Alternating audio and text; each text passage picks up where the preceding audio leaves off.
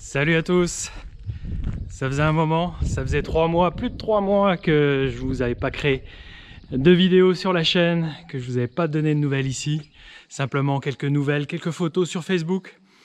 La ferme ne s'est pas arrêtée, le travail ne s'est pas arrêté. C'était justement ça, parmi mes objectifs, d'arrêter les vidéos, de me recentrer sur le travail, de me recentrer sur ma famille, mes amis. Donc là, pendant ces 3 derniers mois, j'ai tourné des vidéos, j'ai pas bavardé face caméra, mais j'ai filmé des images, les travaux qui se sont succédés. Donc là, par cette vidéo, je vais vous raconter ce qui s'est passé durant cette période, de manière principale. Elle va pas durer 3 heures non plus, mais les travaux importants. Vous voyez, là, on est encore au mois de juin. J'ai une dernière remorque de bois à livrer. Là, c'est du châtaignier. Voilà, il est bien sec, ça fait partie des dernières livraisons. Et ensuite, mon carré de bois sera fini presque d'exploiter. Ensuite, vous le savez, je vous avais laissé sur le commencement de la construction de l'extension du hangar. Donc la voici, elle est presque finie. Il y a juste un petit habillage dans le coin à faire. On est sur la fin. Il y a aussi un petit habillage en bordure là-haut, la crête, entre le toit et le bardage sur le côté. On a créé une petite porte de 2,50 m pour pouvoir y passer un véhicule, une voiture tout simplement. J'ai des idées d'aménagement dans cette partie. Je vous raconterai ça plus tard, dans les semaines, dans les mois à venir. Je ne me donne pas de date. On la reconnaît, l'extension. Elle fait 4 mètres. Hein. On la reconnaît par la différence de tôle, de peinture. Là, on est sur une peinture un petit peu plus neuve. Voilà, là, je ne sais pas si c'est évident à voir. Mais il faut savoir que ces tôles, elles datent de plus de 15 ans, elles étaient stockées et elles avaient pris cher un petit peu au stockage, elles avaient pris un petit peu d'humidité. Du coup, je les ai repeintes avec exactement la même couleur, c'est du 5008 je crois. Donc il y a un petit aspect plus neuf et puis un aspect peinture fait par mes soins qui n'est pas industriel, hein, donc selon les reflets, on voit que ma peinture elle laisse un petit peu à désirer. Donc je vous avais montré comment j'avais traité et peint les IPE, voilà, les poteaux, les sections de 200 qui font ici l'angle. Et puis tous les 4 mètres, il y en a un, mais là on ne voit pas. Là on est sur le travail fini, le bardage fini, avec une petite bavette ici qui chevauche le mur de parpaing. Voilà, c'est bien fini, c'est étanchéifié.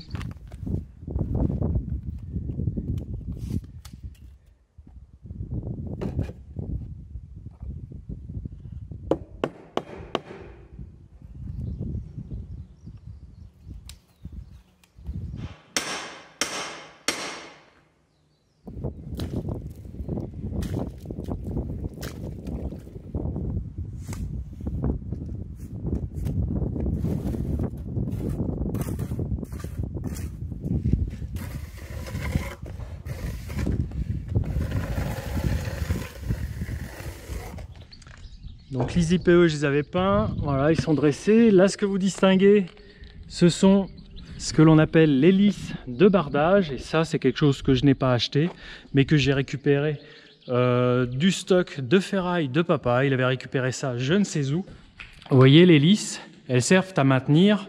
Elles sont fixées sur chaque poteau et elles, en 3 sections, 1, 2, 3, elles maintiennent, les tôles de bardage sont vissées sur l'hélice. Donc il y en avait toute une tripotée, tout un stock, mais ça m'a bien arrangé. L'hélice de bardage récupérée, là aussi passée au nettoyeur haute pression avant, dégraissé, peint avec une peinture anti-rouille rouge-brun.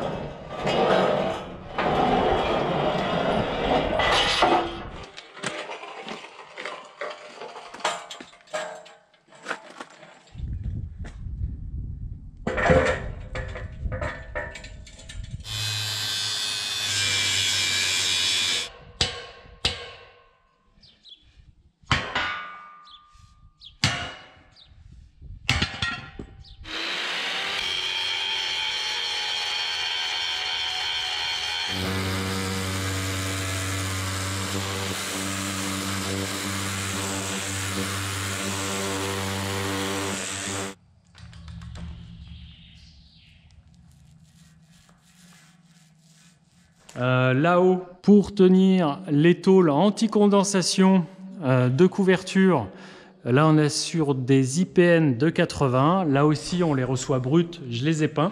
Donc ça c'est quelque chose d'acheté. Même les tôles anti-condensation ici, c'est pas de la récup, c'est pas du vieux stock. Il n'y a que les deux pignons, celui-là que j'ai dû repeindre, les tôles. Mais sinon là on est sur de la tôle de bardage toute neuve. Et voilà, il y a tout un travail de fixation, de boulonnerie, de découpe. Là on est sur la vis de fixation qui dépasse. C'est des vis auto-perforantes avec une visseuse en extérieur. On perce à la fois la tôle et la lisse qui sert à maintenir la tôle d'un seul coup. Il y a la porte encore à faire. On est en train de, là je suis en train de récupérer la ferraille qu'il faut.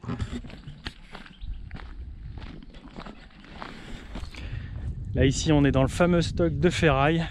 Il est toujours intéressant, ça c'est notre propre avis, d'en avoir un minimum de bordel comme ça, dans lequel taper. Il y a toujours une ferraille qui nous manque pour bricoler, réparer, faire quelque chose. Là les lisses de bardage étaient stockées ici. Et vous voyez, le prolongement, c'est les 4 mètres ici. Rajouter, fermer, l'habillage aussi là-haut est mis, l'angle est mis. Et voilà, on est sur un ensemble fermé, étanche, à l'abri. Et ça va surtout pas s'envoler. C'est l'objectif. Voilà. Et ça va devenir fonctionnel. Ça ferme beaucoup de la lumière. Il y avait beaucoup de lumière qui rentrait par ce côté ouvert, hein, pas fini. Du coup, il faudrait que j'installe un système d'éclairage qu'il n'y a pas actuellement. J'ai posé un ou deux nichoirs, des nichoirs connectés avec une petite caméra à l'intérieur, mais c'est encore pas visité.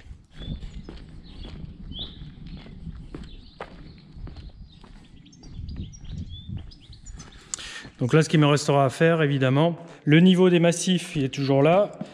Les poteaux sont vissés avec des chevilles à frapper, voilà, sont liés au dé. Ça, j'avais laissé dépasser 4 ferraillages sur tous les poteaux pour ensuite couler une dalle de 10 cm au-dessus de celle-là. Et ensuite, la dalle qui sera coulée sera liée au dé, au poteau, avec le ferraillage sur chaque poteau. Et puis certains d'entre vous m'avaient dit c'est pas assez solide, c'est pas assez costaud, tu sais pas faire, c'est pas ton métier, ton bâtiment va s'envoler à la première tempête. Heureusement ils se sont trompés, il a venté ces derniers temps assez fort, même très fort, et même s'il y a encore les ouvertures, le vent a eu beau pousser, tout est resté debout. Sur le mois de mars, l'essentiel des engrais sur les colzas, les blés, les orges sont apportés, les engrais azotés, des engrais que j'ai apportés en même quantité par rapport aux autres années, malgré que leur prix est fait du x3 environ. Donc ces charges de fertilisation ont fait du x3. C'est pas pour ça que le produit de la vente des grains va faire x3. On est revenu sur des prix d'il y a 2-3 ans. Donc là, je vais avoir un coût de production beaucoup plus important, mais c'est pas pour ça que je vais pouvoir fixer moi-même mon prix de vente. On subit toujours la volatilité des prix. C'est des prix qui sont fixés mondialement. Pour la vente des céréales, c'est Chicago. Pour les engrais, ça suit le cours du gaz, du pétrole. Et encore une fois, l'agriculture fait son rôle, joue son rôle de tampon, d'amortisseur. Et puis, il se trouve entre tous ces marchés. Donc, pour avoir une vision et une visibilité à long terme, une évaluation, une estimation des prix à long terme, à plus de 5 ans, c'est absolument impossible. On ne sait déjà pas ce qui va se passer la semaine suivante. Sur le mois de mars, ça a aussi été le moment pour Damien, l'apiculteur, qui est venu pour la première fois l'année dernière dans la parcelle de tournesol. Là, il vient un peu plus tôt, avant que le tournesol fleurisse, pour saisir l'opportunité des colzas qui fleurissent, qui ont fleuri sur mars, avril. Et pour Damien, les choses ont l'air de bien rouler. Donc c'est très chouette. Et là, je pense qu'il attend avec impatience les tournesols. Ils vont bientôt fleurir. Là, sur fin juin, ça va fleurir. Sur le mois de mars, ça a été aussi l'entretien des chemins. Ici, un chemin privé sur lequel un arbre était tombé. Donc, on le débite, on le met sur le côté. C'est un arbre qui ne m'appartenait pas.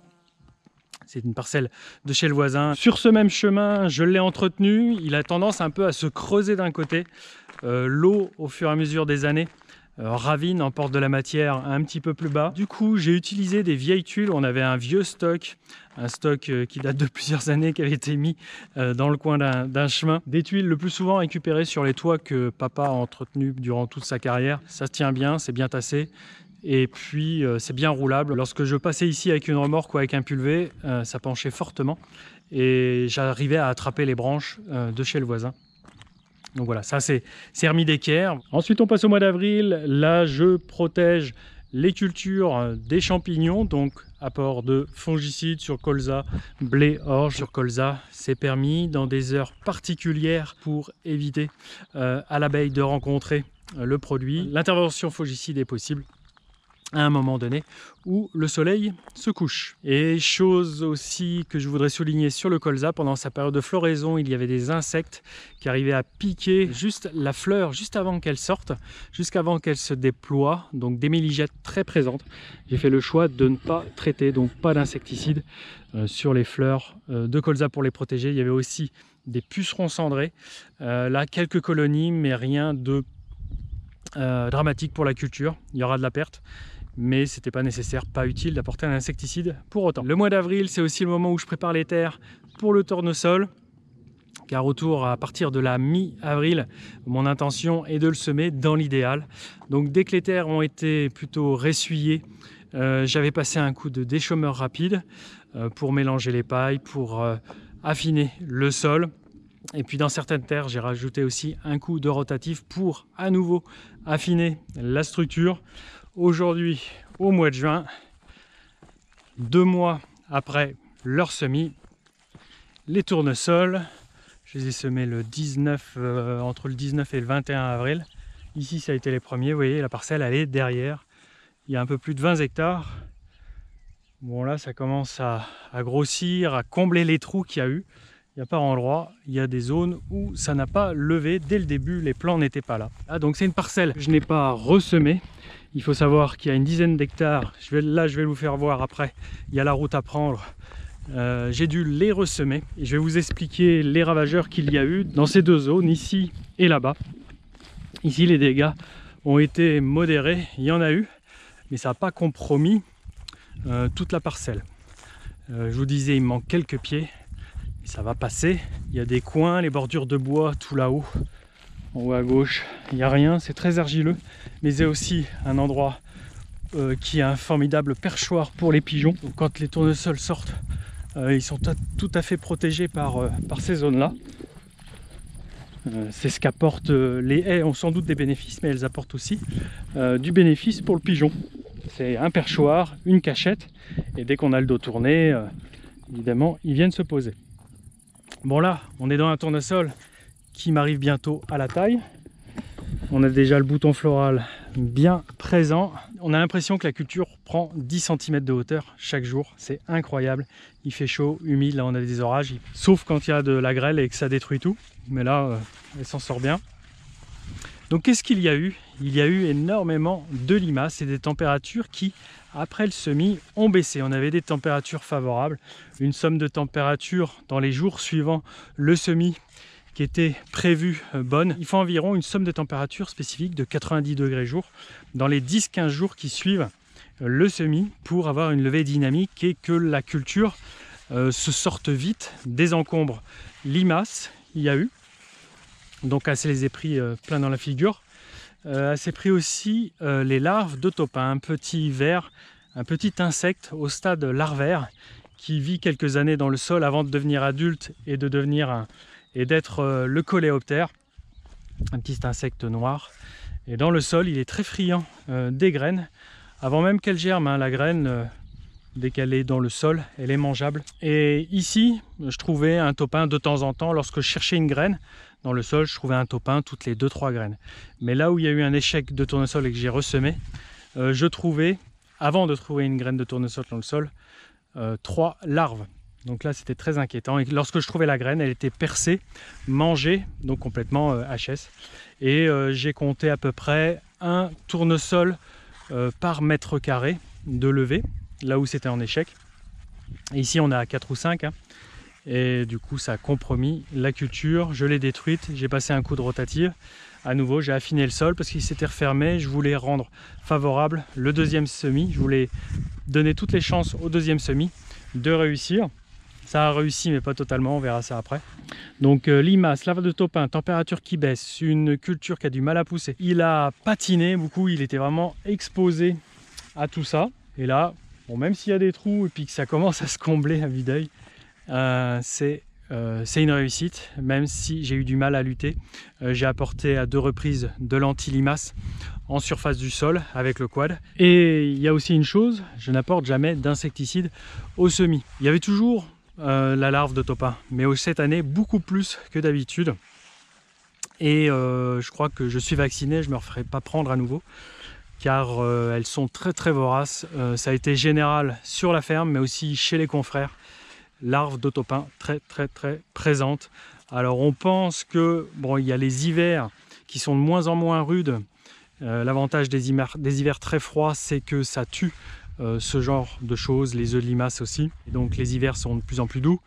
Il y a aussi les couverts végétaux. Bon là il n'était pas très exubérant, mais les couverts dans les autres parcelles où il y avait pas mal de facélie, vous m'avez vu la détruire avec le broyeur. C'est aussi un foyer favorable pour garder, pour que ces petits insectes aient à manger, surtout dans l'hiver. Donc l'installation des couverts végétaux durant l'hiver, plutôt qu'un sol nu, rend moins favorable l'habitat pour ces petites larves.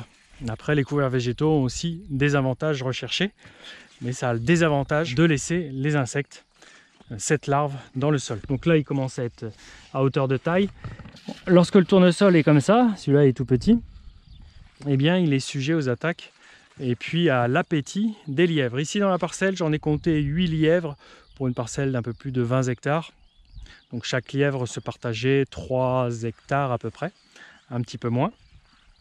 Et là on a beau aller les voir, aller les déranger, ils font 50 mètres, puis hop, ils continuent de manger, puis quand on a le dos tourné, ils reviennent. Bon, 8 lièvres. Vous me disiez de les chasser, c'est pas autorisé, hein. Il y a une réglementation là-dessus. Ici dans la zone, sur les terrains de mes parents, il n'y a pas de lièvre à chasser, il n'y a pas de quota d'attribuer, il n'y a pas un seul lièvre que l'on peut prélever. Les lièvres sont de plus en plus présents. Et vous voyez, le lièvre, il peut sectionner le tournesol. Il va peut-être continuer à faire du feuillage, mais il n'y a plus de tête, vous voyez, il n'y a plus rien. S'il n'y aura aucune fleur, une fois que l'apex est rompu, une fois que le bouton floral, ah, une petite araignée, une fois que ça c'est sectionné un petit peu plus bas, ça fera rien. Donc les lièvres, et puis je vais vous emmener dans le tournesol qui a foiré, donc semé toujours dans les mêmes dates qu'ici, 20 avril, et 2 semaines après le semis, j'ai décidé. J'ai évalué qu'il n'y avait pas assez de tournesol, j'ai ressemé. Puis comme chaque année ici, il y a plusieurs kilomètres de bandes enherbées au bord des cours d'eau.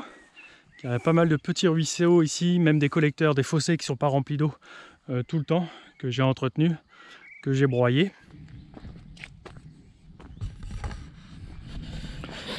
Et voilà, on est dans le tournesol semé 2 fois. Là on est... Oh ça gronde là-bas, c'est incroyable. Donc un semis 2 semaines après le premier, un coup de rotative pour affiner à nouveau. Et vous voyez qu'il manque clairement du plan. Donc je vais laisser comme ça, je ne vais pas ressemer une 3e fois, il est bien trop tard. Sinon le tournesol je le récolterai à Noël, autant dire je le récolterai jamais, il sera jamais sec. Donc là je vais le laisser, il y aura quelque chose à récolter quand même. On est sur une parcelle de 3 hectares. Au 2e semis, ce sont les pigeons qui ont vraiment touché la plante. On a toujours du lièvre. Vous voyez, ça c'est mort, ça c'est mort. Donc le peu de tournesol qu'il y a, les lièvres se régalent. Alors ici, il n'y a pas eu d'effaroucheur sonore. J'ai pas mis de pétard car on est à 200 mètres des habitations, du bourg. Donc pas question. J'ai mis plusieurs effaroucheurs comme j'ai pu, des bâches blanches qui battent un petit peu au vent. Mais rien n'y a fait. Les pigeons, en plus d'habiter un petit peu sur ces bouts de bosquet, aussi sont hébergés par le bourg. Les pigeons sont dans les arbres qui s'y trouvent. Et au petit matin, lorsqu'on venait au lever du jour, aux alentours de 6 h, ils étaient déjà là, on les faisait s'envoler. Et ils allaient dans le bourg Et j'imaginais pas qu'il y en avait autant en fait, et qui pouvaient autant retourner et compromettre une parcelle. Donc il n'y aura pas le rendement. Là, ce que je récolterai ne paiera pas du tout les charges des 2 semis. On va essayer de faire un petit peu, mais heureusement que tout n'est pas comme ça. Là, on va se rendre dans la deuxième parcelle, qui est 2 fois plus grande que celle-ci, qui a réussi au bout de la 2e fois. Et là, je ne me suis pas laissé déborder par les limaces, les pigeons aussi. Et puis là, il y en a d'autres qui s'envolent là-bas. Je les ai bien surveillés. Mais vraiment ici, le côté foudroyant du pigeon, ça je ne l'ai pas vu venir. Donc au premier semis, 30% des surfaces ont échoué. C'est 10 hectares que je suis en train de vous faire voir, cette parcelle et puis l'autre. Et sur ce ressemis de 10 hectares, à nouveau 30% sont en échec avec cette parcelle de 3 hectares. On est sur la règle des 30% cette année. Et là, dans la parcelle de ressemis qui a réussi, il y a quelques zones, je pense que c'est des zones de tassement, un sol tassé où le tournesol ne se trouve pas en forme. J'avais choisi de ne pas y mettre les dents, de ne pas décompacter la structure du sol. J'ai vraiment travaillé à chaque fois que les 5 premiers centimètres du sol, des chômeurs rapides. Puis à la rotative, je suis peut-être descendu à 8 cm. Donc le tournesol aimant bien un sol meuble dans lequel s'implanter et mettre ses racines, là, je trouve que ça se remarque un petit peu, le tournesol. J'aurais peut-être préféré que j'ameublisse un peu plus. Mais bon, ça me semble plutôt pas mal et homogène. Et ouf, j'ai réussi à y semer quelque chose. Voilà, et c'est en train de tonner, ça va nous tomber dessus, j'espère pas trop fort. Et c'est fou, même s'il a 2 semaines de décalage par rapport au premier tournesol que je vous ai montré, il se dépêche de rattraper son retard. Bon, le bouton n'est pas encore formé, hein. Maintenant, je vais vous faire voir la mécanique qu'on a fait sur la batteuse. Et je vais vous faire voir le travail fini. Alors, sur la batteuse, j'ai fait venir cette année la concession pour une révision. Ça faisait de nombreuses années qu'on n'avait pas organisé avec eux une révision et on voulait surtout voir avec Julien, le mécano, de rééquilibrer, de réajuster l'équilibrage, l'alignement des tables qui supportent les grilles, tout ce système de triage et puis qui bouge sans cesse, animé par une série de bielles comme celle-ci, vous voyez, ça bouge comme ça. J'avais déjà eu des signes comme quoi l'ensemble commençait un petit peu à bouger, un roulement ici l'année dernière ou l'autre d'avant qui avait lâché ce roulement de bielle ici à l'intérieur. Il y avait des zones qui se fêlaient, comme ici la fixation. L'axe qui vient chercher la table à l'intérieur était fêlé, donc il y a eu du rechargement de la soudure. Les grilles, elles sont dans le fond, c'est elles qui se chargent comme un système de tamis, de trier les graines, des pailles, etc. Donc, soudure dès ce qui avait été fêlé, aussi changement de tous les cils en bloc, comme ici, qui bougent, qui s'articulent sans cesse. Des caoutchoucs qui étaient usés, très durs. Donc le changement aussi de certaines poulies, certaines courroies. Quand Julien arrive, le mécano, il détend tout, il regarde les chaînes également. Il a changé les ensembles de chaînes qui étaient bien mûres.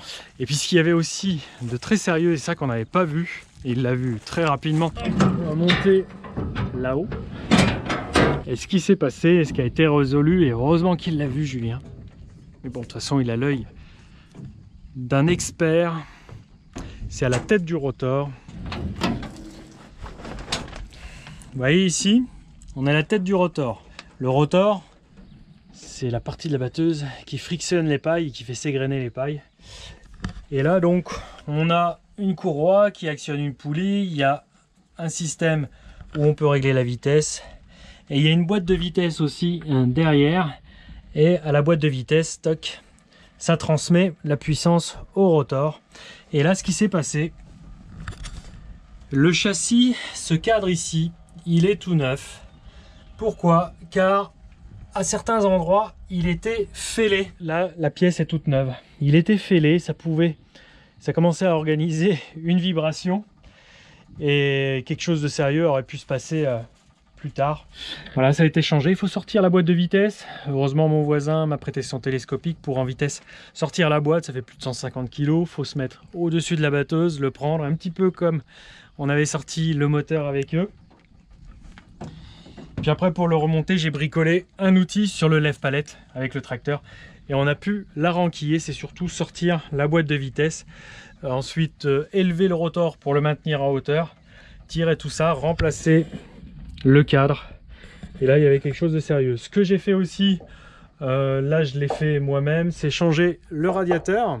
Il est repeint, c'est le même, mais il a surtout été revu. Il y avait de la rouille qui se créait à l'intérieur par endroit, de l'oxydation. Et ça arrive souvent à sa tête. C'est arrivé il y a 7-8 ans, on l'avait fait reviser aussi. Il fuyait un petit peu. Il y avait une petite goutte d'eau qui suivait le bord du radiateur, c'était de l'autre côté. Donc là, je l'ai sorti, c'est pas bien compliqué. Je me suis organisé, accroché à la charpente pour pouvoir le sortir de là. Voilà, ça vaut le coup de le faire d'occasion, de le faire refaire par des entreprises spécialisées. Donc là, vous le comprenez, la batteuse est dans la poussière car elle a commencé à faucher les orges, mais ça je vous le raconterai plus tard. Sur ce côté là, les cils en bloc, voilà, tout ça ça a été revu. Même les grosses vis qui sortent ici, il les a changées, elles étaient un petit peu mangées, elles avaient bien mangé. Voilà, puis ensuite j'ai fait l'entretien classique, vidange, huile moteur, et puis certains blocs, non j'ai pas fait de blocs cette année, mais contrôler les niveaux de tous les blocs d'huile.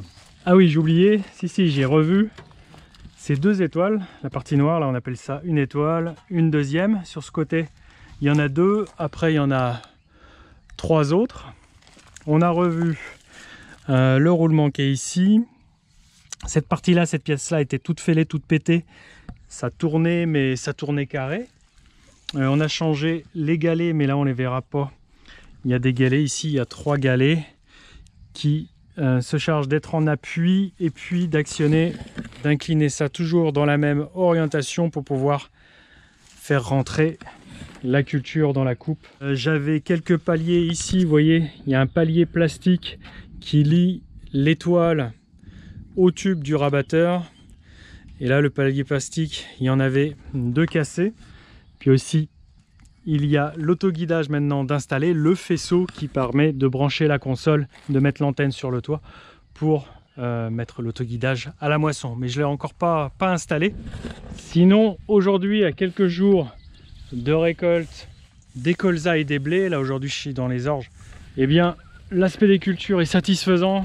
Pour l'instant dans les colzas, j'ai pas trop de maladies. Je l'ai protégé du sclérotinia, je l'ai pas protégé pour autre chose. Voilà, on croise les doigts là encore. Les siliques du haut, les gousses du haut sont mûres, mais encore les étages du bas qui sont verts. Donc ça va attendre encore quelques jours. On a un colza qui est plus haut que moi, qui a été visité par les cochons. Bon, comme d'habitude, il y a quelques chaudrons, hein, mais rien de dramatique. Les cerfs aussi ont créé des rotines. J'ai survolé en drone là dernièrement. Comme d'habitude, au milieu des bois, il y a souvent des cerfs. J'espère qu'ils n'ont pas trop égrené, qu'ils ne sont pas beaucoup plus nombreux que d'habitude, mais jusqu'à présent ça va. Tout est encore debout, il y a eu des ronds aussi qui ont crevé par les excès d'eau. Là on les distingue, ça fait des trous, voilà, quand c'est mort, ça repousse pas. Donc là il y aura un peu de perte, mais un petit peu moins que les autres hivers. On a des hivers moins en moins pluvieux actuellement. Donc ça a l'avantage de donner aux cultures de rester debout et de rester en vie, malgré que ça soit drainé. Là, ce qu'on croise vraiment les doigts pour que ça soit pas de la grêle là-bas, ni pour les jours à venir, car sinon c'est par terre. Place au blé. Et là, je vous ai emmené dans une parcelle où il y a à peu près toutes les adventices ou les mauvaises herbes qui peuvent être présentes dans tous les blés. Il y a un peu plus d'une 60aine d'hectares. Alors le blé en lui-même, il a toujours bel aspect, toujours vigoureux. Difficile à dire ce qu'il y aura en rendement. Les grains pour l'instant ils sont dodus, ils sont tout mous sous la dent. Je les ai pas protégés contre la fusariose des épis. À un moment donné, à la floraison, il a pas mal plu. Moi j'ai fait le choix de ne pas intervenir. J'ai un ensemble de variétés, c'est un mélange de plusieurs variétés. Elles sont pas toutes bien robustes envers la maladie, mais certaines le sont. Donc j'ai bon espoir de passer au travers de cette maladie, de ce champignon. Alors ce qu'on va avoir, C'est surtout des champs qui se sont entre guillemets salis. Vous voyez, on a de l'émergence par endroits de plantes comme ça. Ça ressemble à de l'avoine qu'on peut cultiver, on l'appelle donc la folle avoine. Très haute, peut-être 2 fois plus haute que le blé lui-même. Donc des gros paquets. Les autres années où on fait du blé, il n'y a pas. Puis on se demande d'où ce stock semencier va sortir. Ce qu'on va avoir aussi, c'est du raie gras. C'est cette plante-là, vous voyez. Voilà, ces longues tiges, là il y a des graines. Tout ça, ça va s'égrener. Alors moi, la stratégie des herbages, c'est à l'automne. Je fais une stratégie comme d'habitude avec un désherbage au semis, puis ensuite, lorsqu'il a 1 ou 2 feuilles, je désherbe à nouveau. Et après, je viens pas, comme on dit, en rattrapage au printemps. Et là, cette année, ça a été un programme qui a pas bien fonctionné. Si je l'avais pas fait, évidemment, ce serait sûrement beaucoup plus sale, entre guillemets. Qu'est-ce qu'on a d'autre? On a aussi des chardons. Qu'est-ce qu'on a aussi? On a du vulpin. Là, on y a droit tous les ans dans ces parcelles. Je ne vais pas vous en trouver un. Il y a tout ici, en fait. Mais pas le vulpin, mais si, il est là. Le voilà. Le vulpin, vous voyez, un petit peu des fleurs en queue de rat. Mais là, il est en train de perdre ses fleurs, de s'égrener. Vous voyez, folle avoine. Et ça, c'est des graines qui ont la faculté de s'accrocher sur les tissus. Les espèces de... Il y a une guêpe qui me tourne autour. C'est la stratégie de la plante de s'accrocher aux vêtements. Ou, à l'époque, c'était pas aux vêtements. L'évolution a fait que ces graines s'accrochent au pelage des animaux. Et c'est un moyen de dissipation, de contamination, enfin d'épandage, de capacité de la plante à se répandre par ce côté accrocheur de la graine. Tous les blés sont pas comme ça, mais la moitié l'est, c'est-à-dire pas très propre. Là, l'année dernière, on avait un colza. Les blés, donc comme ici, derrière colza. Quand je dis derrière, ça veut dire qu'ils viennent suite à un colza qui était l'année dernière. Ou on dit aussi précédent colza. Tous ces blés et les orges qui peuvent être après colza sont sales. Par contre, les blés et orges derrière tournesol, où il y avait un précédent tournesol l'année dernière, sont beaucoup plus propres. Je vous montre une photo où cette autre moitié de surface en blé est vraiment plus propre. Il y a quelques chardons, quelques folles avoines en bordure, mais rien à voir par rapport à ici. Bien, j'ai envie de vous dire voilà pour cette vidéo de reprise. Comme je vous disais pendant le live où je vous annonçais début mars que je souhaitais arrêter le rendez-vous hebdomadaire du mardi, c'est toujours d'actualité, hein, c'est une décision aujourd'hui que je tiens. Je ne souhaite pas reprendre le format qui est très preneur en temps.